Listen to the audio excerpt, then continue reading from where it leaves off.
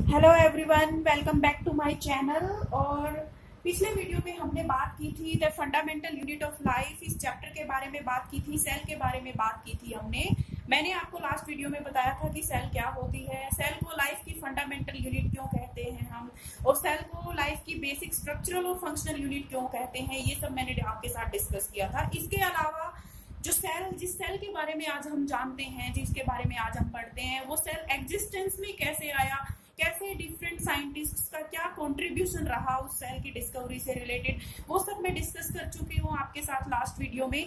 आज के वीडियो में जो मैं आपके साथ बात करूंगी वो इसी चैप्टर को आगे कंटिन्यू करते हुए, देखिए यहाँ पे मैंने लिखा हुआ है सेल की कुछ कैरेक्टरिस्टिक्स मैं आपके साथ डिस्कस करूंगी। 3 कैरेक्टरिस्टिक्स मैंने यहाँ पे लिखी हुई है, सेल का शेप, सेल का साइज और सेल का नंबर। 1 बाय 1 इन सब के बारे में मैं आपके साथ डिस्कस करने वाली हूँ आज के वीडियो में। इन सब के अलावा आज मैं और जो इस वीडियो में आपके साथ डिस्कस करूंगी वो होगा प्रोकैरियोटिक और यूकैरियोटिक ऑर्गेनिजम्स क्या होते हैं, उनमें क्या डिफरेंसेस होते हैं, यूनिसेलुलर और मल्टीसेलुलर ऑर्गेनिजम्स क्या होते हैं, उनमें क्या डिफरेंसेस होते हैं।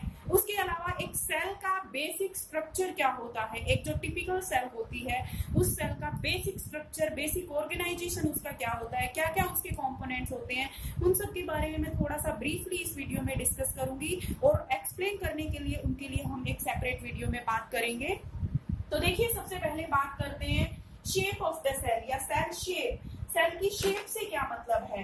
अब जैसा कि हम जानते हैं कि सभी लिविंग ऑर्गेनिजम्स सेल्स के बने होते हैं। हम लाइफ की जब बात करते हैं, हम जब लिविंग सिस्टम्स या लिविंग ऑर्गेनिजम्स की बात करते हैं तो हम सेल की बात करते हैं, क्योंकि सेल है तो लिविंग सिस्टम है, सेल है तो कोई लिविंग ऑर्गेनिज्म है। यानी आप इसको ऐसे भी बोल सकते हैं, कोई लिविंग ऑर्गेनिज्म है मतलब वहां पे कोई लिविंग सेल है। तो इस तरीके से जो सेल के बारे में हमने डिस्कस किया। अब देखिए, जो सेल होती है, क्या सभी सेल्स एक ही शेप की होती हैं? अलग अलग ऑर्गेनिजम्स जो हम देखते हैं अपने सराउंडिंग में, उन सभी ऑर्गेनिजम्स में सेम एक ही जैसे शेप की सेल्स होती है, या एक किसी पर्टिकुलर एक इंडिविजुअल ऑर्गेनिज्म की अगर हम बात करें तो उस ऑर्गेनिज्म की बॉडी के अंदर क्या सारी सेल्स होती है वो एक ही शेप की होती हैं? ये सब हम यहाँ पे डिस्कस करेंगे। देखिए, ऐसा नहीं है कि सभी सेल्स की शेप सेम होती है। Cells occur in a variety of shapes, बहुत अलग अलग तरह की शेप्स होती हैं। तो ब्रॉडली स्पीकिंग सेल्स को मैं 2 कैटेगरीज में डिवाइड कर रही हूँ। कुछ ऐसी सेल्स जो फिक्स्ड शेप शो करती हैं, यानी उनकी जो शेप अभी है वही शेप उनकी हमेशा रहेगी, और कुछ ऐसी सेल्स होती हैं जो अपने लाइफ टाइम में अपनी शेप को चेंज करती रहती हैं। इनको हम बोलेंगे सेल्स विद वेरिएबल शेप। तो देखिए, मैं इसको यहाँ डिवाइड कर रही हूँ, सेल्स विद फिक्स्ड शेप, या पहले हम बात करते हैं सेल्स विद वेरिएबल शेप। ऐसी सेल्स जिनकी शेप कैसी है, वेरिएबल है, यानी जिनकी शेप जो है वो चेंज होती रहती है अपने लाइफ टाइम में। And cells with fixed shape, ऐसी सेल्स जिनकी शेप जो है वो फिक्स्ड है। अब देखिए, इसमें समझिए आप वेरिएबल शेप कौन सी सेल्स शो करती हैं। 2 मैं एग्जांपल्स दे रही हूँ आपके सामने, यहाँ 2 एग्जांपल्स लिख रही हूँ। पहला जो एग्जांपल है वो है अमीबा। अमीबा एक यूनिसेलुलर ऑर्गेनिज्म होता है, सिंगल सेल होती है, ये सिंगल सेल का बना होता है ये ऑर्गेनिज्म। एक्वेटिक ऑर्गेनिज्म है, वाटर के अंदर ये प्रेजेंट है, और ये प्रोटोजोआ जो क्लास होती है उससे ये बिलोंग करता है। इसकी शेप वेरिएबल होती है। देखिए, इसकी शेप वेरिएबल क्यों होती है, ये वाटर के अंदर प्रेजेंट होता है, और वाटर के अंदर ये फूड पार्टिकल्स को कैप्चर करने के लिए मूव करता है, और ये मूव करते वक्त अपनी शेप को चेंज करता है। तो ये कोई भी इरेगुलर शेप जो होती है ये अमीबा की शेप होती है। इस तरीके से ये अमीबा है। दूसरा जो एग्जांपल मैं यहाँ डिस्कस करने वाली हूँ आपके साथ, सेल विद वेरिएबल शेप, इसमें आएंगी WBC। हमारे ब्लड के अंदर जो व्हाइट ब्लड कॉर्पसल्स होती हैं, जिनका काम होता है इन्फेक्शन से फाइट करना, ये जो सेल्स होती हैं WBC, ये भी अपनी शेप को वेरी करती रहती है। कैसे वेरी करती है वो समझिए आप। सबसे पहले तो देखिए, जो WBC ऐसी सेल्स जो अपनी शेप को वेरी करती हैं उनको हम क्या बोलते हैं, अमीबोइड सेल्स। ये नाम कहाँ से आया, अमीबोइड, अमीबोइड शेप बोलिए या अमीबोइड सेल्स बोलिए, ये नाम कहाँ से आया, ये नाम यहाँ अमीबा से ही आया है। देखिए, अमीबा की प्रॉपर्टी हमें मालूम हो गई है अब कि अमीबा अपनी शेप को वेरी करता रहता है, चेंज करता रहता है। तो WBC की शेप को भी हमने अमीबोइड शेप बोला। जब ब्लड फ्लो करता रहता है तो उसके अंदर WBC जो होती हैं वो ऑलमोस्ट राउंडेड शेप की होती है, सर्कुलर शेप की होती है। लेकिन क्या होता है ना कि जब बॉडी में किसी जगह पे इन्फेक्शन होता है या किसी जगह पे कोई इंजरी होती है, तो उस इन्फेक्शन की साइड पे WBCs को मूव करना होता है, वहां पे पहुंचना होता है WBCs को, ताकि उस इन्फेक्शन से फाइट कर सके। जैसा कि मैंने अभी आपको बताया, WBCs का काम क्या होता है? WBCs का काम होता है टू फाइट इन्फेक्शन, हमारी बॉडी में जर्म्स से फाइट करना, इन्फेक्शन से फाइट करना। तो उस ब्लड फ्लोइंग ब्लड में से इन्फेक्शन की साइड तक पहुंचना होता है WBCs को। तो अभी जो WBCs हैं वो ब्लड वेसल्स के अंदर हैं, और ब्लड वेसल्स के अंदर से जब वो मूव करते हुए इन्फेक्शन की साइड पे पहुंच जाती हैं, उस इन्फेक्टेड टिश्यू के पास जब वो WBCs पहुंचती हैं, तो उन WBCs को ब्लड वेसल में से स्क्वीज आउट होना होता है और इन्फेक्शन की साइड पे पहुंचना होता है। तो इस जो प्रोसेस होती है, ये squeezing out of WBCs from blood vessels में से WBCs का स्क्वीज आउट होना to reach the site of infection की साइट पर पहुंचने के लिए, उस प्रोसेस को हम बोलते हैं डायापेडेसिस। इसको बोलते हैं हम डायापेडेसिस। तो अब देखिए, सिंपल सी बात है कि एक ट्यूब में से मान लीजिए कोई राउंडेड स्ट्रक्चर मूव कर रहे हैं और उनको उस ट्यूब में से निकल के बाहर स्क्वीज आउट होना है, तो वो अपनी शेप चेंज, अब ट्यूब का तो शेप चेंज नहीं हो रहा है, तो उन अंदर जो राउंडेड स्ट्रक्चर्स हैं उनको पिचक के एक तरह से स्क्वीज होके बाहर निकलना पड़ेगा। तो इसलिए WBCs क्या करती हैं? डायापेडेसिस शो करती हैं और उस ब्लड वेसल में से वो स्क्वीज आउट होके इन्फेक्शन के साइड तक पहुंच जाती है। तो अल्टीमेटली मैं आपको यही बोलना चाहती हूँ कि दो एग्जांपल्स मैंने यहाँ पे दिए हैं जो सेल्स वेरिएबल शेप शो करती हैं।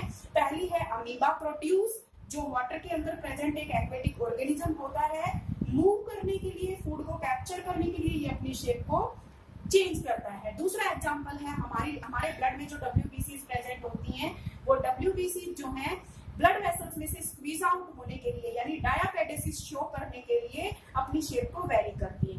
दूसरी तरफ हम बात करते हैं ऐसी सेल्स जिनकी शेप फिक्स्ड होती है। अब फिक्स्ड शेप का मतलब यहाँ पे ये है कि अभी इस सेल का जो शेप है, थ्रू आउट द लाइफ इसका यही शेप रहेगा, यानी these cells do not change their shape. ये सेल्स जो है ये अपने शेप को चेंज नहीं करती हैं and remain in same shape through out the life. अब इसमें आप एग्जांपल्स समझिए, डिफरेंट सेल्स के डिफरेंट शेप्स होते हैं। जैसे अगर हम बात करें न्यूरॉन्स की, न्यूरॉन्स जो होते हैं हमारी बॉडी के अंदर, उन न्यूरॉन्स की क्या शेप होती है? Neurons are elongated in shape, elongated shape के होते हैं। मसल फाइबर्स की अगर हम बात करें, हमारी बॉडी में जो मसल फाइबर्स पाए जाते हैं, मसल फाइबर्स स्पिंडल शेप के भी होते हैं और कुछ मसल फाइबर्स जो हैं वो सिलेंड्रिकल शेप के भी होते हैं। उसके अलावा और कुछ मैं यहाँ पे एग्जांपल्स आपको बता रही हूँ, ओरली मैं आपको वो बता देती हूँ। देखिए, एग जो होता है वो राउंडेड स्ट्रक्चर होता है, स्फेरिकल स्ट्रक्चर होता है। हमारी बॉडी में जो फैट सेल्स होती हैं वो पॉलीगोनल शेप शो करती हैं। स्पर्म जो होता है, ह्यूमन स्पर्म की अगर हम बात करें तो वो थ्रेड जैसी शेप शो करता है। हमारे लिवर की जो सेल्स होती हैं वो भी पॉलीगोनल या हेक्सागोनल शेप की होती हैं। तो यहाँ पे मैंने आपको सेल की शेप के बारे में बताया कि दो तरह की सेल्स होती है, ऐसी सेल्स जो वेरिएबल शेप शो करती हैं और ऐसी सेल्स जो फिक्स्ड शेप शो करती हैं। दोनों के मैंने आपको एग्जांपल्स बताए। वेरिएबल शेप वाली जो सेल्स हैं उसमें मैंने अमीबा प्रोट्यूस और WBCs का एग्जांपल बताया। दूसरी तरफ फिक्स्ड शेप शो करने वाली बहुत सारी सेल्स हैं हमारी बॉडी में, उनका भी मैंने आपको अभी एग्जांपल बताया। अब यहाँ पे देखिए एक क्वेश्चन अराइज होता है कि ऐसी कौन सी चीज है, ऐसा कौन सा फैक्टर है which decides the shape of the cell. एक सेल की शेप को कौन सा फैक्टर डिसाइड करता है? देखिए क्वेश्चन की फॉर्म में मैं इसको लिख रही हूँ, upon which factor the shape of the cell depends. एक सेल का शेप डिपेंड करता है। इसके दो तीन आंसर हैं, लेकिन उन दो तीन फैक्टर्स हैं जिसपे एक सेल का शेप डिपेंड करता है, लेकिन हम बात करेंगे उस फैक्टर के बारे में जो सबसे प्रोमिनेंट फैक्टर है। तो एक सेल का शेप डिसाइड करने के लिए इसकी फंक्शनल अडेप्टेशन जो होती है वो सबसे ज्यादा इंपॉर्टेंट होती है। फंक्शनल अडेप्टेशन का क्या मतलब होता है कि एक सेल क्या फंक्शन परफॉर्म करती है, इस पे डिपेंड करती है कि उस सेल की शेप कैसी होगी। अब मान लीजिए हमारी मसल्स हैं, मसल्स का काम होता है कॉन्ट्रैक्ट करना, रिलैक्स करना। तो कॉन्ट्रैक्शन और रिलैक्सेशन के लिए सबसे बेस्ट जो शेप होती है वो स्पिंडल शेप होती है। नर्व्स का काम होता है इम्पल्स को बॉडी की एक जगह से दूसरी जगह तक लेके जाना, तो इसलिए नर्व्स का जो शेप है वो इलोंगेटेड है, यानी बहुत लॉन्ग लॉन्ग सेल्स होती है, नर्व फाइबर्स जो होती है। स्पर्म का जो काम होता है वो होता है मूव करके एग तक पहुंचना, ताकि वो एग को फर्टिलाइज कर सके। इसलिए स्पर्म जो है वो थ्रेड जैसा होता है, उसमें टेल एक प्रेजेंट होती है जो उसकी मूवमेंट में हेल्प करती है। तो the function which is performed by the cell is responsible for the shape of the cell। ये तो था एक फैक्टर। उसके अलावा देखिए कुछ और फैक्टर्स भी हैं जो सेल के शेप को डिसाइड करते हैं। सेल का सरफेस टेंशन कितना है, एक सेल का जो है सरफेस टेंशन है वो कैसा है, कितना है, उस पर भी सेल का शेप डिपेंड करता है। सरफेस टेंशन क्या होता है, ये आप लोगों ने फिजिक्स में पढ़ा होगा कि किसी भी राउंडेड स्ट्रक्चर के सरफेस पे जितना भी फोर्स एक्सर्ट हो रहा है उसको सरफेस टेंशन कहते हैं। उसके अलावा सेल के अंदर जो साइटोप्लाज्म और प्रोटोप्लाज्म होता है उसकी विस्कोसिटी कितनी है, उस पर भी सेल की शेप डिपेंड करती है।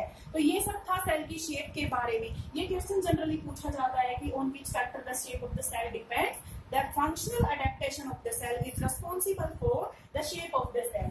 ये हमने अभी जो डिस्कस किया वो सेल के शेप के बारे में था। अब जो दूसरी चीज इसी में हम डिस्कस करेंगे वो है सेल के साइज के बारे में। एक सेल का साइज कैसा होता है, कितना होता है, इन सब के बारे में हम डिस्कस करेंगे।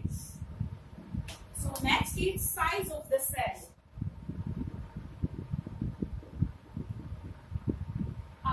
अब देखिए, अब फिर से वही हम उस क्वेश्चन से ही शुरुआत करते हैं। यहाँ भी क्या सभी सेल्स का साइज एक जैसा होता है, क्या सभी सेल्स सेम साइज की होती है?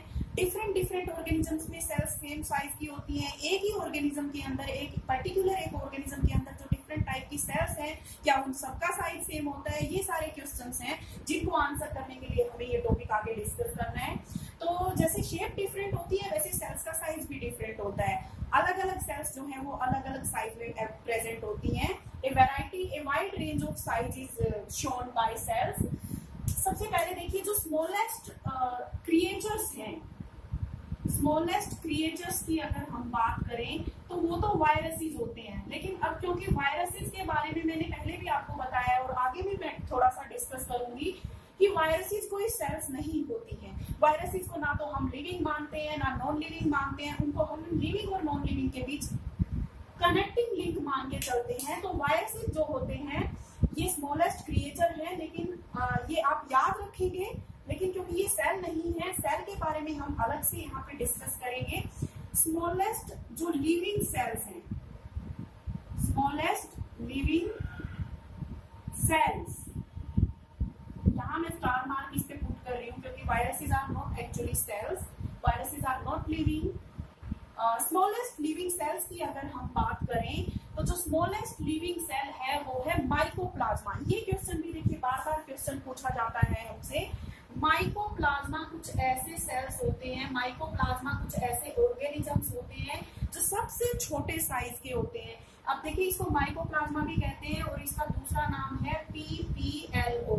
PPLO stands for pleuropneumonia like organisms. Pleuropneumonia like organisms. तो कोई कुछ भी नाम लिखा हो सकता है ऑप्शन में, अगर एमसीक्यू टाइप की क्वेश्चन आपसे पूछे जाते हैं तो उसमें माइकोप्लाज्मा भी लिखा हो सकता है, PPLO या प्लूरोन्यूमोनिया लाइक ऑर्गेनिजम्स। तो PPLO या माइकोप्लाज्मा जो है ये स्मॉलेस्ट लिविंग सेल्स हैं अर्थ के ऊपर, और इनका साइज देखिए इतना छोटा होता है कि ये 0.1 से 1 माइक्रोमीटर तक का साइज शो करते हैं। अब देखिए मैं यहाँ पे एक बहुत ही सिंपल सी चीज आपको बता रही हूँ। बच्चे ये अक्सर गलती करते हैं इसलिए मैं ये बता रही हूँ। यहाँ पे मैंने साइज के पीछे जो यूनिट लिखी है वो यूनिट है माइक्रोमीटर। 1 माइक्रोमीटर का क्या मतलब होता है? मीटर के बारे में आपने सबने सुना है। मीटर जो होता है वो क्या होता है? डिस्टेंस को मेजर करने की एक यूनिट होती है। ठीक है जी, आपको मालूम है कि 1 मीटर जो है वो 100 सेंटीमीटर के बराबर होता है, ये सब तो आपको मालूम है। यहाँ पे मैंने जो यूनिट लिखी है वो माइक्रोमीटर लिखी है, मीटर से भी छोटी है। जो कितनी छोटी है मीटर से? कुछ इस तरीके से कि देखिए 1 माइक्रोमीटर होता है ये बराबर होता है 10⁻⁻⁶ मीटर, यानी 10 की पावर -6 मीटर। माइनस में है ऊपर पावर, देखिए -6, 10⁻⁻⁶ मीटर। तो ये अब मैं यहाँ पे क्यों बता रही हूँ आपको ये सब इतना डिटेल में? मैं इसलिए बता रही हूँ कि बच्चे क्या करते हैं, बहुत बार मैंने देखा है कि वो माइक्रोमीटर की जगह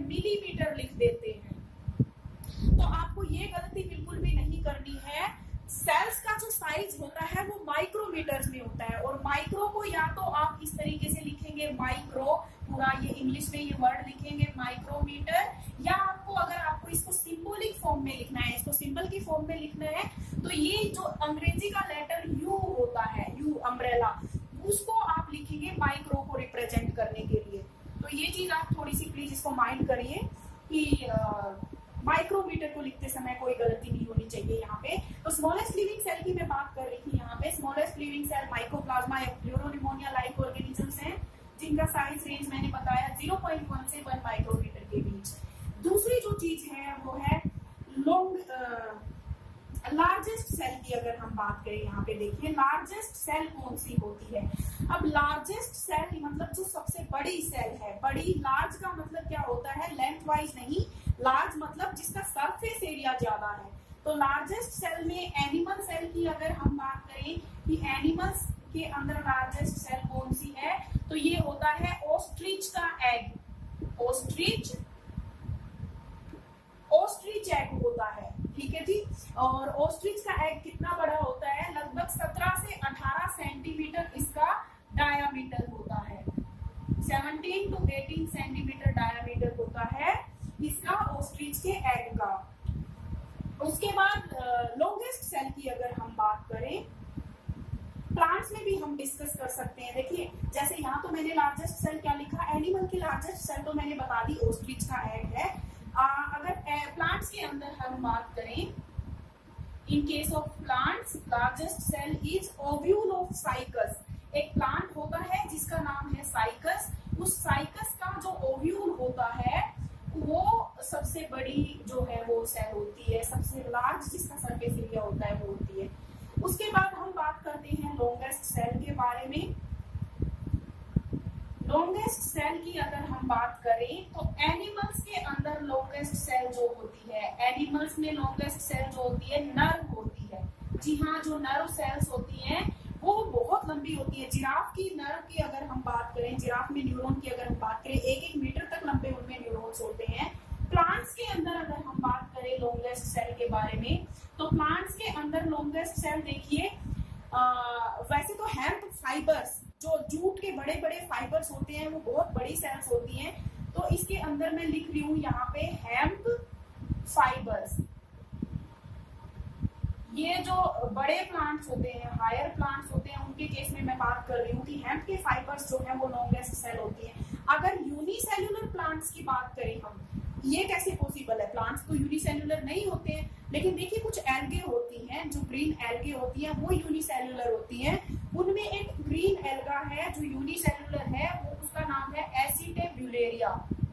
इस ग्रीन एल्गा की जो एक फाइबर होता है, एक जो सेल होती है, वो 10-10 सेंटीमीटर तक लॉन्ग चली जाती है। मैं आपके सामने ये फिर से रिपीट कर रही हूँ, I think I created a mess on the board, इसीलिए मैं आपको फिर से रिपीट कर रही हूँ। ये यहाँ पे हम बात कर रहे हैं सेल के साइज के बारे में। तो देखिए सेल के साइज के बारे में मैंने आपको बताया कि वायरसेस को, वैसे तो सबसे स्मॉलेस्ट जो क्रिएचर हैं वो वायरसेस हैं, लेकिन हम वायरसेस को यहाँ ना डिस्कस करें क्योंकि वायरसेस आर नॉट सेल्स।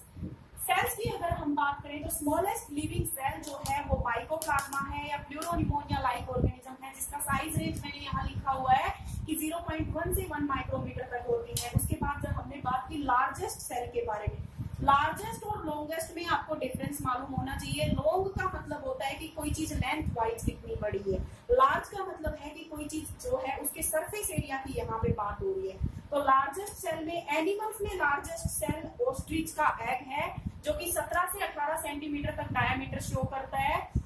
और प्लांट्स के अंदर जो साइकस प्लांट होता है, उस साइकस प्लांट के जो ओव्यूल्स होते हैं वो सबसे लार्ज सेल्स होती हैं। लॉन्गेस्ट सेल जो है उनके बारे में अगर हम बात करें, एनिमल्स में लॉन्गेस्ट सेल नर्व्स होती हैं। एनिमल्स में भी जिराफ की जो नर्व्स हैं वो लॉन्गेस्ट होती हैं। प्लांट्स में जो लॉन्गेस्ट सेल्स होती हैं वो हेम्प फाइबर्स होती हैं, मल्टी सेल्यूलर प्लांट्स में या हायर प्लांट्स में। और एसिटेब्यूलेरिया नाम की ग्रीन एल्गे होती है यूनिसेल्यूलर प्लांट्स के केस में।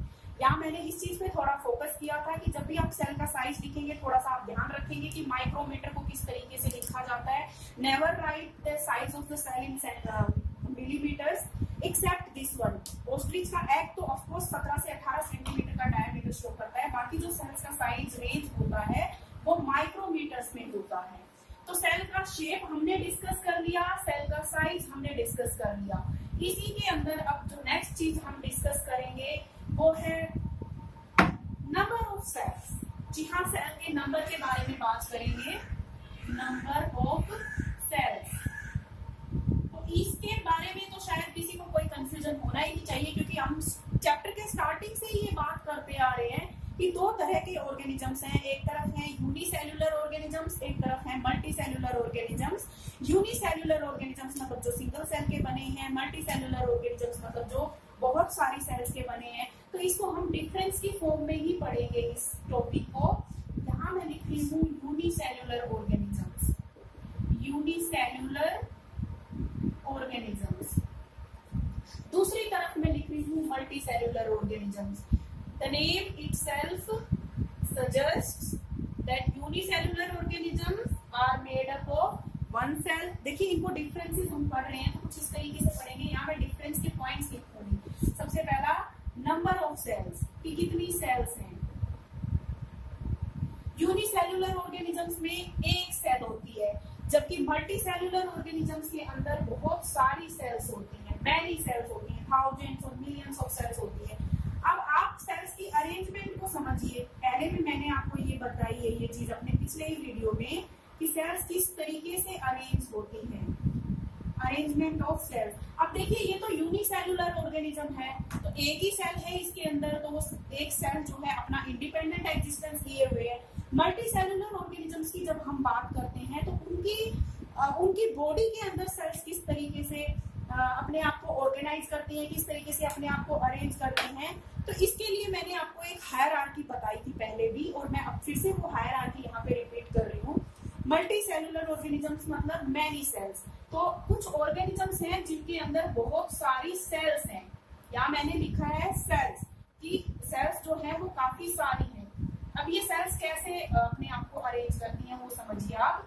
तो बहुत सारी सेल्स जो हैं, कई बार क्या होता है कुछ ऑर्गेनिजम्स में बहुत सारी सेल्स होने के बावजूद भी वो सेल्स एक दूसरे के इंडिपेंडेंटली काम करती है, यानी वो सेल्स ग्रुप बना के टिश्यूज नहीं बनाते।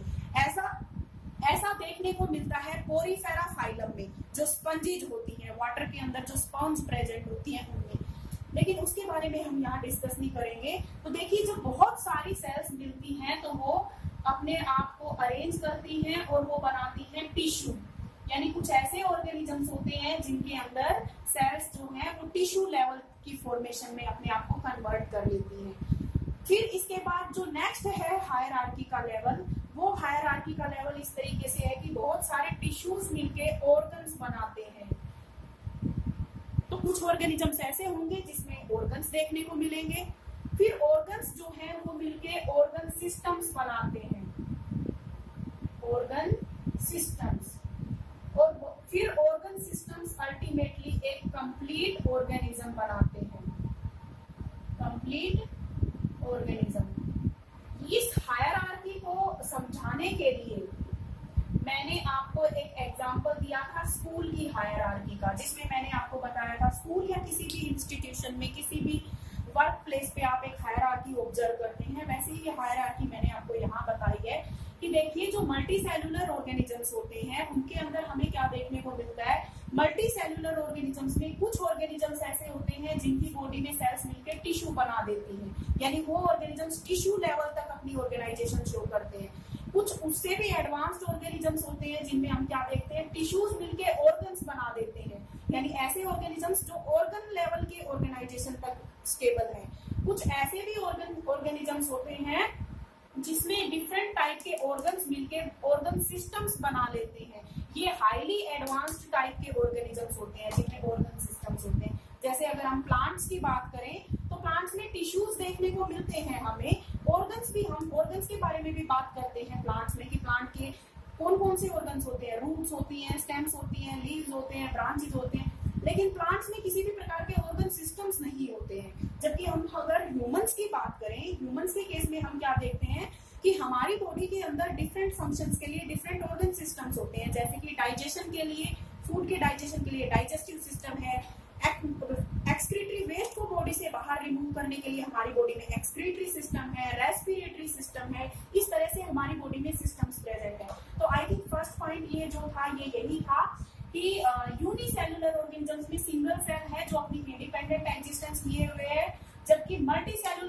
ऑर्गेनिजम्स के अंदर बहुत सारी सेल्स होती है और वो सारी की सारी सेल्स अपने आप को एक सिस्टमिक वे के अंदर, एक सिस्टमिक मैनर के अंदर अपने आप को ऑर्गेनाइज करती हैं ताकि कंप्लीट ऑर्गेनिज्म जो है वो फॉर्म हो सके। उसके बाद दूसरी जो चीज, नेक्स्ट जो चीज हम यहाँ डिस्कस करेंगे वो है यूनिसेलुलर और मल्टीसेलुलर ऑर्गेनिजम्स के अंदर डिवीजन ऑफ लेबर। देखिए डिवीजन ऑफ लेबर का मतलब क्या है, इस चीज को समझिए आप पहले। डिवीजन ऑफ लेबर का सिंपल सा मतलब है, इसका मतलब है काम का बंटवारा, कि जो डिफरेंट, देखिए एक सेल को या एक लिविंग सिस्टम को सरवाइव करने के लिए, अपने सर्वाइवल को मेंटेन करने के लिए बहुत सारे फंक्शंस कैरी आउट करने होते हैं। तो वो सारे के सारे फंक्शन इस केस में, यूनिसेलुलर ऑर्गेनिज्म के केस में, क्योंकि एक ही सेल है तो वो सारे फंक्शंस को एक सेल ही परफॉर्म करेगी, कोई डिवीजन ऑफ लेबर है ही नहीं, सारा काम उस सेल को ही करना पड़ रहा है। जबकि मल्टीसेलुलर ऑर्गेनिज्म के केस में क्या होता है, क्योंकि अब यहाँ पे देखिए बहुत डिफरेंट टाइप की सेल्स प्रेजेंट हैं, डिफरेंट टाइप के ऑर्गन सिस्टम्स प्रेजेंट हैं, तो यहाँ पे क्या होता है कि डिवीजन ऑफ लेबर देखने को मिलता है, यानी काम का बंटवारा हो जाता है। यहाँ पे अलग अलग फंक्शंस को परफॉर्म करने के लिए अलग अलग तरह की सेल्स, अलग अलग तरह के टिश्यूज और अलग अलग तरह के ऑर्गन सिस्टम्स प्रेजेंट हैं। तो यूनिसेलुलर और मल्टीसेलुलर में डिवीजन ऑफ लेबर कौन शो करेगा, मल्टीसेलुलर ऑर्गेनिज्म शो करेंगे। अब इसके बाद नेक्स्ट जो पॉइंट है वो है लाइफ स्पैन, कि लाइफ स्पैन किसका कम होता है, किसका ज्यादा होता है। देखिए यूनिसेलुलर ऑर्गेनिज्म में सारा काम एक ही सेल को करना पड़ रहा है, इसलिए क्या है कि उस सेल के ऊपर वर्क लोड ज्यादा हो जाता है, वर्क का बर्डन ज्यादा होता है, जिसकी वजह से यूनिसेलुलर ऑर्गेनिज्म का लाइफ स्पैन जो होता है वो बहुत ही शॉर्ट होता है। जबकि मल्टीसेलुलर ऑर्गेनिजम्स में लाइफ स्पैन लॉन्गर होता है। क्यों लॉन्गर होता है, क्योंकि ऑर्गेनिज्म के ऊपर वर्क का बर्डन नहीं है, उसकी बॉडी में डिफरेंट फंक्शंस को परफॉर्म करने के लिए डिफरेंट ऑर्गन्स और टिश्यूज प्रेजेंट है, तो लाइफ स्पैन में भी डिफरेंस आ गया। उसके बाद नेक्स्ट जो चीज है कि किस तरीके से ये रिप्रोड्यूस करते हैं या किस तरीके से ये मल्टीप्लाई करते हैं।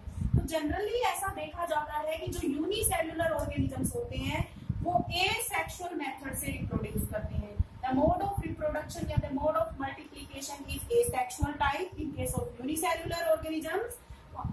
On the other hand, in case of multicellular organisms, ये sexual mode of reproduction जो है वो शो करते हैं।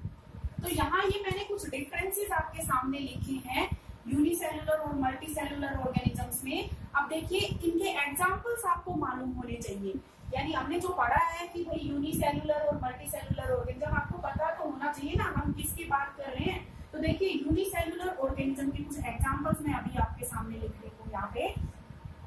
यूनिसेलुलर ऑर्गेनिजम्स में बैक्टीरिया सिंगल सेल होती है ये। अमीबा के बारे में हम बहुत बात करते हैं, बार बार अपने एग्जांपल्स में हम अमीबा का नाम लेते रहते हैं। अमीबा, पैरामीशियम, ये सारे जो नाम मैं आपके सामने लिख रही हूँ इनमें से हो सकता है कि कुछ नाम आपके लिए फेमिलियर हो, कुछ ना फेमिलियर हो, या आप सब में से कुछ के लिए कुछ नाम फेमिलियर हो और कुछ के लिए ना फेमिलियर हो। लेकिन जैसे जैसे हम बायोलॉजी के कोर्स में आगे बढ़ते जाएंगे हमें इन सब के बारे में समझ आएगा कि ये एक्चुअल में है क्या, ये लिविंग ऑर्गेनिजम्स ही है, ये लिविंग सेल्स ही है। तो यूनिसेलुलर ऑर्गेनिज्म के एग्जांपल बैक्टीरिया, अमीबा, पैरामीशियम और एक प्लाज्मोडियम। देखिए प्लाज्मोडियम क्या होता है, हमारे अंदर जो मलेरिया कॉज करने वाला ऑर्गेनिज्म होता है वो प्लाज्मोडियम होता है, ये भी यूनिसेलुलर है। दूसरी तरफ इसके बाद देखिए इसके अलावा कुछ फंगस भी होती है जो यूनिसेलुलर होती है। कौन सी फंगस, केवल एक फंगस है जो यूनिसेलुलर होती है, वो है यीस्ट, जो आप यूज करते हैं बेकिंग इंडस्ट्री में, आप इसको यूज करते हैं यीस्ट को। कुछ एल्गे भी होती हैं जो यूनिसेलुलर होती हैं। दूसरी तरफ अगर हम बात करें मल्टीसेलुलर ऑर्गेनिजम्स के बारे में, तो मल्टीसेलुलर ऑर्गेनिजम्स के केस में देखिए हायर प्लांट्स, जो हायर प्लांट्स होते हैं और एनिमल्स जो होते हैं वो मल्टीसेलुलर होते हैं। ठीक है, तो प्लांट्स और एनिमल्स जो होंगे वो सारे प्लांट्स नहीं, हायर प्लांट्स। स्मॉलर प्लांट्स कौन से होते हैं, एल्गा जो है वो स्मॉलर प्लांट्स होते हैं, ये यूनिसेलुलर। सारी एल्गा यूनिसेलुलर नहीं होती, कुछ एल्गा यूनिसेलुलर होती है। तो यहाँ तक हमने डिस्कस कर लिया यूनिसेलुलर और मल्टीसेलुलर ऑर्गेनिजम्स के बारे में। एक चीज और समझिए आप यहाँ पे देखिए, मल्टीसेलुलर ऑर्गेनिजम्स में अब पूछा जाए क्वेश्चन की नंबर ऑफ सेल्स कितना होता है, इनमें तो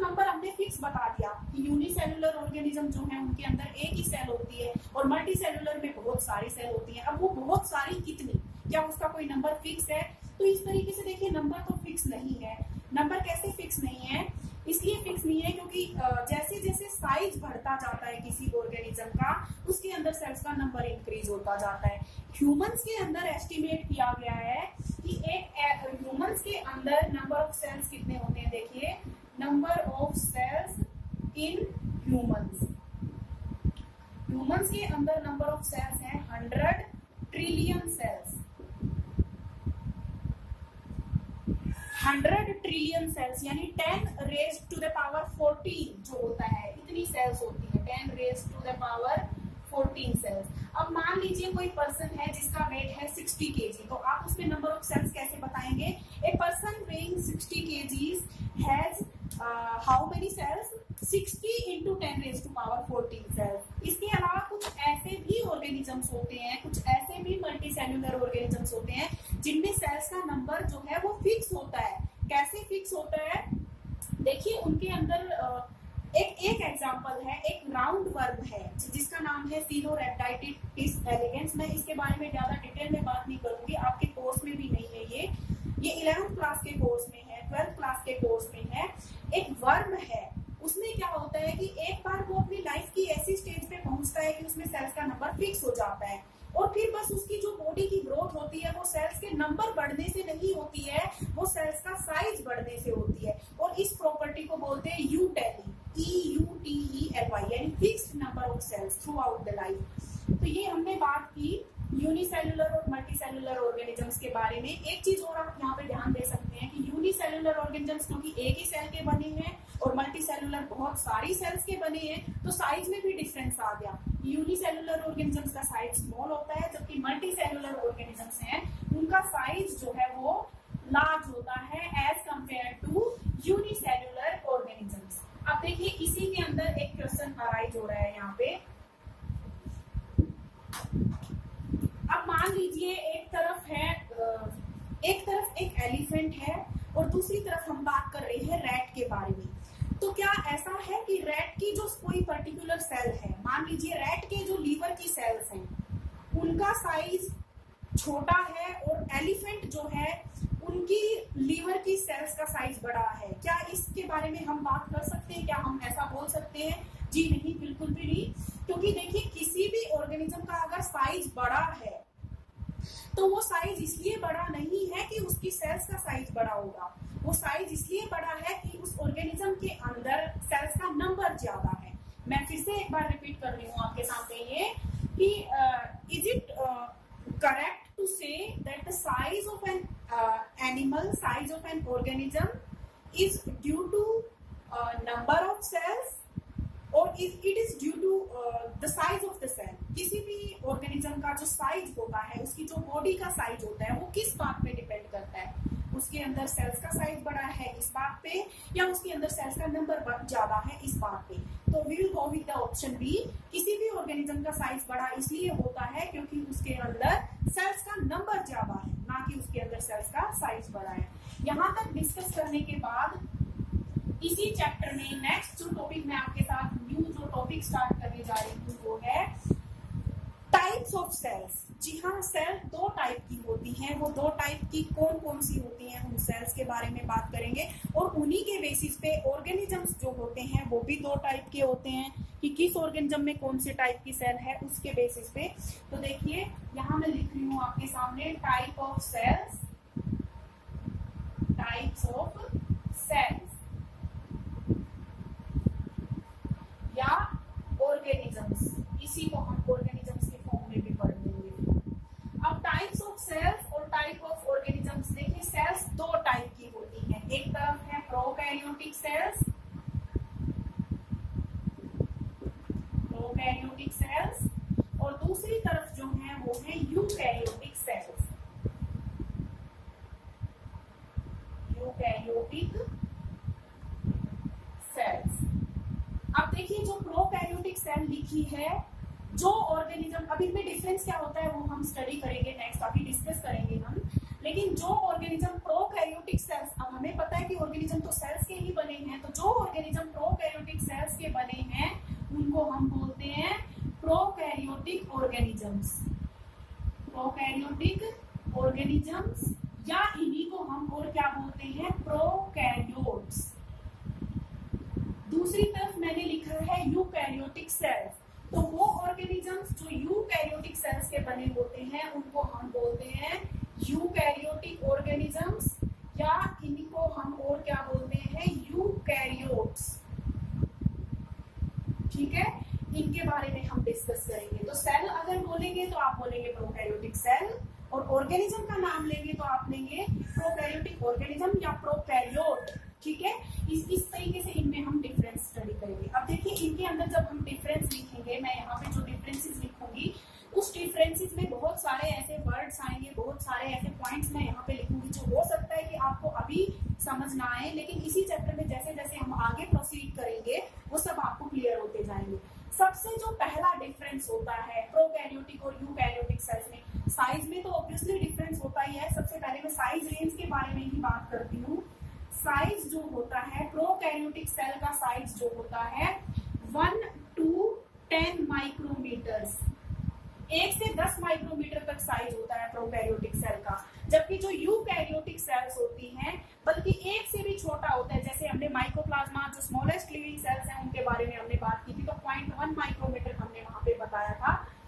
और माइकोप्लाज्मा जो है एक तरह की प्रोकैरियोटिक सेल्स ही है। तो 0.1 से 10 माइक्रोमीटर तक साइज रेंज होता है प्रोकैरियोटिक सेल्स का, और 5 से 100 माइक्रोमीटर तक साइज होता है यूकैरियोटिक सेल्स का। इसमें भी कुछ एक्सेप्शंस भी हैं, कुछ सेल 100 माइक्रोमीटर से भी बड़ी होती हैं। उसके बाद दूसरा जो सबसे मेन डिफरेंस होता है, सबसे मेन, सबसे प्रोमिनेंट, सबसे इंपॉर्टेंट जो डिफरेंस है प्रोकैरियोटिक और यूकैरियोटिक सेल में वो है न्यूक्लियस। जी हाँ, देखिए किसी सेल के अंदर जो प्रोकैरियोटिक सेल्स होती हैं उनके अंदर न्यूक्लियस एब्सेंट होता है, कंप्लीटली एब्सेंट होता है। A well defined nucleus is absent in prokaryotic cells, while in case of eukaryotic cells a well organized nucleus is present। तो यहाँ पे न्यूक्लियस जो है वो एब्सेंट, और यहाँ पे जो न्यूक्लियस होगा वो प्रेजेंट होगा। अब देखिए न्यूक्लियस क्या होता है, ये सब हम इसी चैप्टर में आगे पढ़ेंगे, लेकिन एक चीज आप याद रखिए, न्यूक्लियस सेल का एक ऐसा स्ट्रक्चर होता है जिसका काम होता है अपने अंदर जेनेटिक मटेरियल को कंटेन करके रखना। तो अब प्रोकैरियोटिक सेल्स में न्यूक्लियस तो है नहीं, लेकिन जेनेटिक मटेरियल तो सेल के अंदर होता है। कोई सेल अगर लिविंग है इसका मतलब उसके अंदर जेनेटिक मटेरियल है। तो न्यूक्लियस एब्सेंट है, लेकिन याद रखिए जेनेटिक मटेरियल एब्सेंट नहीं है। इसका जेनेटिक मटेरियल इसके साइटोप्लाज्म के अंदर प्रेजेंट होता है। और एक प्रोकैरियोटिक सेल जिसमें न्यूक्लियस नहीं है, उसका जेनेटिक मटेरियल साइटोप्लाज्म में प्रेजेंट है, तो उस जेनेटिक मटेरियल को हम बोलते हैं न्यूक्लियोइड। तो यहाँ पे ये पॉइंट इंपॉर्टेंट है, प्रोकैरियोटिक सेल जो है उनके अंदर न्यूक्लियस नहीं होता, यूकैरियोटिक सेल में न्यूक्लियस होता है। इसके बाद नेक्स्ट पॉइंट है जो डिफरेंस का, वो है न्यूक्लियोलस। न्यूक्लियोलस एक ऐसा स्ट्रक्चर होता है जो न्यूक्लियस के अंदर होता है। अब देखिए इनमें न्यूक्लियस ही नहीं है तो न्यूक्लियोलस भी नहीं होगा, और इनमें न्यूक्लियस है तो इनमें न्यूक्लियोलस भी होगा।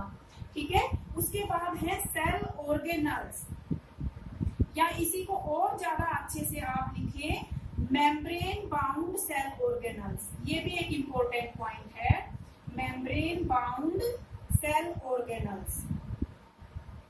जो प्रोकैरियोटिक सेल्स होती हैं उनके अंदर membrane bound cell organelles absent होती हैं, जबकि यूकैरियोटिक सेल्स के अंदर membrane bound cell organelles present होती हैं।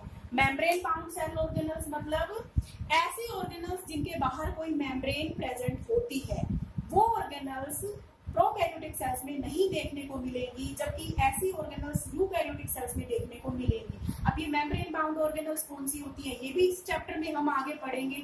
आप देखेंगे कि एक सेल का जो साइटोप्लाज्म होता है, एक सेल का जो अंदर का सिस्टम होता है, उसमें बहुत सारी ऑर्गेनल्स पाई जाती हैं जिनका सबका अपना अपना कुछ काम होता है। उनका नाम जैसे मैं अभी आपके सामने लूं तो देखिए endoplasmic reticulum, Golgi body, mitochondria, plastids, centrioles, ये सारी क्या है, ये ऑर्गेनल्स हैं। तो ये सारी ऑर्गेनल्स, जो इनमें से जो ऑर्गेनल्स मेम्ब्रेन से बाउंडेड हैं, वो ऑर्गेनल्स प्रोकैरियोटिक सेल में नहीं देखने को मिलेगी, जबकि यूकैरियोटिक सेल के अंदर वो ऑर्गेनल्स जो है वो देखने को मिलेंगी। अब एक सेल ऑर्गेनल्स में ही एक ऑर्गेनल है जिसका नाम है राइबोसोम।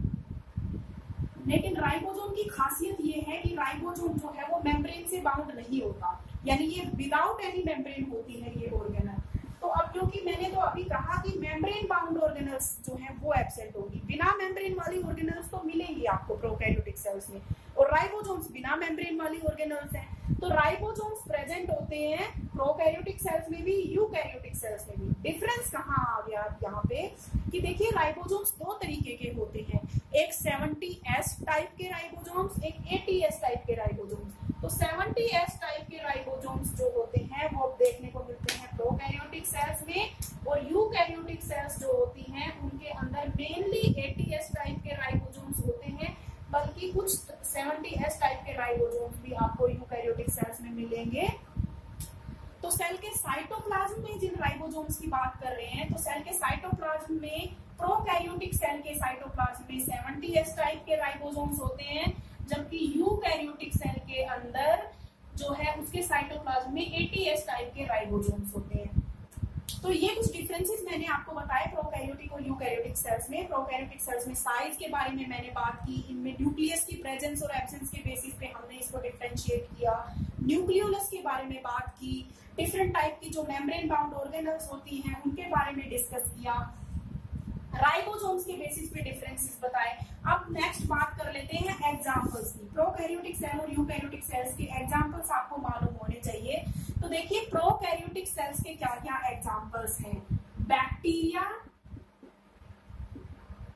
माइकोप्लाज्मा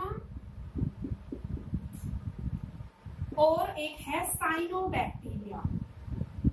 साइनोबैक्टीरिया का ही दूसरा नाम है ब्लू ग्रीन एल्गे, या इसी को शॉर्ट फॉर्म में लिखते हैं BGA। केवल 3 एग्जांपल्स हैं, केवल 3 तरह के लिविंग ऑर्गेनिजम्स हैं जो प्रोकैरियोटिक होते हैं नेचर में, बैक्टीरिया, साइनोबैक्टीरिया एंड माइकोप्लाज्मा। इनके अलावा जितने भी लिविंग ऑर्गेनिजम्स बचे वो सारे के सारे यूकैरियोटिक होते हैं, यानी कि protista, fungi, plants and animals. तो देखिए बैक्टीरिया, साइनोबैक्टीरिया और माइकोप्लाज्मा को छोड़ के जितने भी ऑर्गेनिजम्स बचे हैं वो सारे कौन से कैटेगरी से बिलोंग करते हैं, यूकैरियोटिक ऑर्गेनिजम्स होते हैं वो सारे। अब देखिए आप हम सेल के स्ट्रक्चर को जब हम समझने की कोशिश करेंगे कि एक सेल का स्ट्रक्चर कैसा होता है, एक सेल कैसी दिखती है, तो हम एक तो प्रोकैरियोटिक सेल का डायग्राम ड्रॉ करेंगे, बैक्टीरियल सेल जो है उसका डायग्राम हम पढ़ेंगे, किसको समझने के लिए, प्रोकैरियोटिक सेल्स को समझने के लिए, प्रोकैरियोटिक ऑर्गेनिजम्स को समझने के लिए। जब हम यूकैरियोटिक सेल का डायग्राम समझेंगे तो उसमें प्लांट सेल का भी डायग्राम हम समझेंगे और उसमें एनिमल सेल का भी डायग्राम समझेंगे। तो यानी कि मेरा जो नेक्स्ट वीडियो होगा उसमें मैं कोशिश करूंगी कि आपको 3 डायग्राम्स एक्सप्लेन करूं। प्रोकैरियोटिक सेल को समझने के लिए बैक्टीरियल सेल का डायग्राम मैं ड्रॉ करूंगी, यूकैरियोटिक सेल्स को समझने के लिए मैं प्लांट और एनिमल दोनों सेल्स का डायग्राम अलग अलग ड्रॉ करूंगी। और जब ये 3 डायग्राम्स आपके सामने होंगे तो उसमें क्या होगा कि आपको सब में डिफरेंस नजर आएगा। किस किस में डिफरेंस नजर आएगा, पहला तो आपको प्रोकैरियोटिक और यूकैरियोटिक सेल्स में डिफरेंस नजर आएगा, दूसरा आपको प्लांट और एनिमल सेल में भी डिफरेंसेस नजर आएंगे। देखिए जब आपके सामने एक तरफ प्लांट सेल होगी और एक तरफ एनिमल सेल होगी तो आपको ये समझ आएगा कि कैसे एक प्लांट सेल एनिमल सेल से डिफरेंट होती है। तो इस तरीके से हम बात करेंगे नेक्स्ट वीडियो में, इन डायग्राम्स के बारे में डिस्कस करेंगे। अभी इसमें ही देखिए प्रोकैरियोटिक और यूकैरियोटिक सेल्स में ही मैं आगे छोटी सी चीज और आपके साथ डिस्कस करना चाहती हूँ यहाँ पे, वो ये कि वायरसेस। देखिए वायरसेस को ना तो मैंने प्रोकैरियोटिक सेल्स में रखा, ना ही मैंने इनको यूकैरियोटिक सेल में रखा, इसको मैंने कोई पोजीशन दी ही नहीं। क्यों पोजीशन नहीं दी, वैसे तो देखिए ये प्रोकैरियोट से भी स्मॉल होते हैं, स्मॉलेस्ट होते हैं, these are smallest creatures, even smaller than the prokaryotic cells. और वायरसेस जो होते हैं वो नॉन सेल्यूलर होते हैं, नॉन सेल्यूलर होते हैं। ये कनेक्टिंग लिंक होते हैं between living and non living. Living और नॉन लिविंग दोनों के बीच इनको हम कनेक्टिंग लिंक मानते हैं। जब ये किसी होस्ट की बॉडी के अंदर होते हैं, किसी होस्ट सेल के अंदर होते हैं तो हम इनको लिविंग मानते हैं, और होस्ट सेल के बाहर होते हैं तो इनको नॉन लिविंग समझते हैं हम। तो देखिए अब इसी में आगे इसी वीडियो में मैं आपको एक बहुत सिंपल सी चीज बता रही हूँ जो आगे हमें यूज करनी है, उसको मतलब इलेबोरेटेड उसका एक्सप्लेनेशन मैं नेक्स्ट वीडियोस में दूंगी, अपने अगले वीडियोस में। एक सेल का बेसिक स्ट्रक्चर ऑफ एक सेल का बेसिक स्ट्रक्चर क्या होता है? तो इसमें 3 कंपोनेंट्स होती हैं। सबसे बाहर होती है प्लाज्मा मेम्ब्रेन, सेल की जो आउटर मोस्ट मेम्ब्रेन होती है उसको कहते हैं प्लाज्मा मेम्ब्रेन। सेल के सेंटर में न्यूक्लियस होता है। न्यूक्लियस देखिए, प्रोकैरियोटिक सेल होगी तो नहीं होगा, यूकैरियोटिक सेल होगी तो होगा। यानी न्यूक्लियस का मतलब है यहाँ पे हम बात कर रहे हैं जेनेटिक मटेरियल की। और थर्ड जो चीज है सेल के स्ट्रक्चर में वो होती है साइटोप्लाज्म। कि प्लाज्मा मेम्ब्रेन और न्यूक्लियस के अलावा तीसरी जो चीज होती है वो साइटोप्लाज्म होती है। तो किसी भी सेल के अंदर ये 3 चीजें आपको देखने को मिलेंगी। प्लाज्मा मेम्ब्रेन होगी, जेनेटिक मटेरियल होगा और साइटोप्लाज्म होगा। अब वायरसेस को हमने नॉन सेल्यूलर क्यों माना है? हम इनको सेल बोल ही नहीं सकते वायरसेस को, क्योंकि वायरसेस जो होते हैं उनका स्ट्रक्चर कुछ इस तरीके का होता है कि उसमें ना तो कोई प्लाज्मा मेम्ब्रेन देखने को मिलती, ना ही उनके पास अपना कोई साइटोप्लाज्म होता। हाँ, जेनेटिक मटेरियल वायरसेस के पास होता है। वायरसेस का स्ट्रक्चर देखिए ऐसा होता है कि बाहर एक प्रोटीन कोट होती है वायरसेस में। ये जो आउटर मोस्ट कवरिंग आप देख रहे हैं, ये देखिए मैं वायरस का स्ट्रक्चर बना रही हूँ आपके सामने, एक रफ सा स्ट्रक्चर। ये आउटर मोस्ट जो कोट मैंने बनाई है, आउटर मोस्ट जो कवरिंग मैंने बनाई है, ये प्रोटीन कोट है। और सेंटर में इसके अंदर जेनेटिक मटेरियल प्रेजेंट होता है, डीएनए या आरएनए। कोई भी डीएनए या आरएनए में से कोई भी एक जो है इसका जेनेटिक मटेरियल की फॉर्म में प्रेजेंट होता है। अब एक सेल को सेल कब बोलते हैं हम तब उसको सेल बोलते हैं, एक तो उसका अपना ऑर्गेनाइजेशन होना चाहिए, वेल ऑर्गेनाइज्ड होनी चाहिए वो, यानी किसी मेम्ब्रेन से बाउंडेड होनी चाहिए, प्लाज्मा मेम्ब्रेन से, जो कि वायरसेस में नहीं है। दूसरी चीज उसके अंदर साइटोप्लाज्म होना चाहिए। साइटोप्लाज्म का मतलब सीधा सीधा यहाँ पे है एक मेटाबॉलिक मशीनरी होनी चाहिए। अब वायरसेस को हम नॉन लिविंग इसलिए कंसिडर करते हैं क्योंकि इनके अंदर अपनी कोई मेटाबॉलिक मशीनरी जो है वो नहीं होती। तो किसी सेल के अंदर अगर मेटाबॉलिक मशीनरी नहीं है या किसी सिस्टम के अंदर अगर मेटाबॉलिक मशीनरी है ही नहीं, तो उस सिस्टम को हम लिविंग कंसिडर नहीं कर सकते। लेकिन वायरसेस जो है देखिए वो रेप्लिकेट करते हैं, वो अपना नंबर इंक्रीज करते हैं, वो मल्टीप्लाई करते हैं। कैसे मल्टीप्लाई करते हैं? जब वायरस किसी होस्ट सेल के अंदर एंटर करते हैं तो वायरसेस जो है उस होस्ट सेल के मेटाबॉलिक मशीनरी को ओवरटेक कर लेते हैं। वो उसमें जो है वो क्या करते हैं, उस होस्ट के सेल की जो मशीनरी है उसको ओवर पावर कर लेते हैं, उसके ऊपर पूरा का पूरा टेक ओवर वो कर लेते हैं। तो क्योंकि वायरसेस ने क्या किया, होस्ट की मेटाबॉलिक मशीनरी को टेक ओवर करके अपने नंबर को इंक्रीज किया, अपने नंबर को मल्टीप्लाई किया। क्योंकि ये अब रेप्लिकेट कर रहा है तो ये इसको हम लिविंग मान लेते हैं। वैसे इसके पास मेटाबॉलिक मशीनरी नहीं है तो इसको हम लिविंग नहीं मानते। तो कुछ इसी तरीके का है वायरसेस का नेचर कि वो लिविंग और नॉन लिविंग दोनों की कैरेक्टरिस्टिक फुलफिल नहीं करते हैं। मेटाबॉलिक मशीनरी नहीं है इसलिए नॉन लिविंग है, लेकिन होस्ट की मेटाबॉलिक मशीनरी को टेक ओवर करके अपना नंबर इंक्रीज कर रहे हैं, इसलिए हम उनको एक बार के लिए लिविंग में मान लेते हैं। तो ये तो था आज के वीडियो के बारे में। इसके बाद नेक्स्ट जो वीडियो मैं डिस्कस करूंगी उसके अंदर मैं सेल के बेसिक स्ट्रक्चर को एक्सप्लेन करूंगी आपके सामने। अभी के वीडियो को मैं यही स्टॉप करती हूँ। मैं बस समराइज करती हूँ 2 मिनट के अंदर आपके सामने कि मैंने आज के वीडियो में आपको क्या बताया। आज के वीडियो में मैंने आपके साथ डिस्कस किया सेल के शेप के बारे में, सेल के साइज के बारे में, सेल के नंबर के बारे में। और जब सेल के नंबर के बारे में मैंने डिस्कस किया तो मैंने आपको बताया कि सेल्स जो हैं, जो ऑर्गेनिजम्स जो हैं वो 2 तरीके के होते हैं, यूनिसेल्युलर एंड मल्टीसेल्युलर ऑर्गेनिज्म। इसके बाद मैंने सेल के टाइप्स डिस्कस किए, prokaryotic cells and eukaryotic cells, और उनमें भी मैंने आपको डिफरेंसेस बताए, उनके एग्जांपल्स बताए। थोड़ा सा हमने वायरसेस के बारे में एक्सप्लेन किया और उसके बाद सेल के बेसिक स्ट्रक्चर के बारे में हम नेक्स्ट वीडियो में बात करेंगे कि एक सेल का बेसिक स्ट्रक्चर कैसा होता है, और ये सब हम डिस्कस करेंगे नेक्स्ट वीडियो में। So I think that's it for today and thank you very much.